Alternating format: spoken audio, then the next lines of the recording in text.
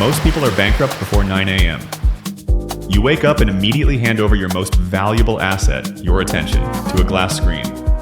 You're trading your potential for a hit of dopamine that isn't even yours. The truth is, how you spend your first hour dictates how you spend your life. Marcus Aurelius once said, "At dawn, when you have trouble getting out of bed, tell yourself, I am rising to do the work of a human being." If you can't control your morning, you will never control your money. Today, we will fix that. 1. The digital theft. Your phone is a thief and you're letting it in every single morning. When you check notifications the moment you wake up, you're putting your brain in a reactive state, letting the world's noise drown out your internal peace. You're essentially working for a tech corporation the second your eyes open, leaving you scattered, anxious, and perpetually behind. Jim Rohn famously said, "Either you run the day or the day runs you." And he was right. Tomorrow, keep that phone in another room. Wake up at 5:30, drink a glass of water, and let the natural light recalibrate your biology before the world tries to sell you something. 2.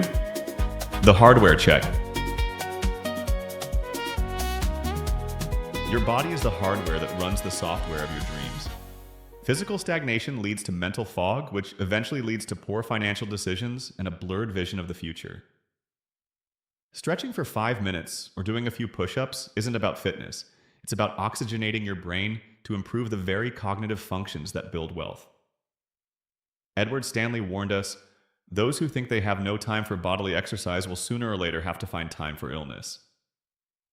Don't wait for the illness. Spend exactly 300 seconds moving your body to signal to your nervous system that the mission has begun. 3. The brain's fuel. Laziness is often just dehydration and poor fuel disguised as a character flaw.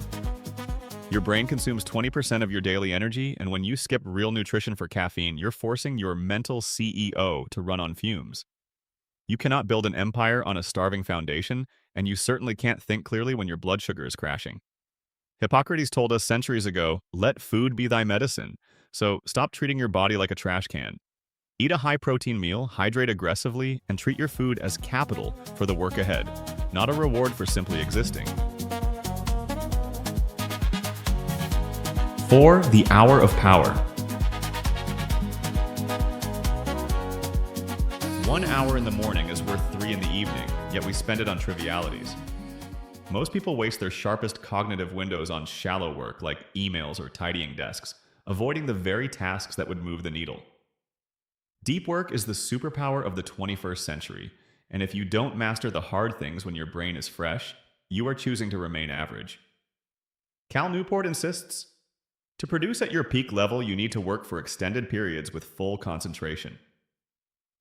Commit to 50 minutes of your most difficult subject, math, coding, or strategy, with 0 tabs open and 0 excuses. 5. Becoming the filter. Passive learning is a lie we tell ourselves to feel productive. If you're just sitting there listening without engaging, you're just a spectator in your own life's education. Real knowledge requires you to force your brain to weave information into long-term memory. Otherwise, you're just wasting time and money. As Benjamin Franklin said, "Involve me and I learn." Don't just be a sponge that soaks up and leaks information. Be a filter. Take 3 minutes after every session to summarize what you've learned in your own words, ensuring the knowledge actually takes root. The outro. An investment in knowledge pays the best interest, but knowledge without discipline is just expensive trivia. You don't need more tips or hacks. You need the courage to own your time and the grit to follow through when the world is still asleep.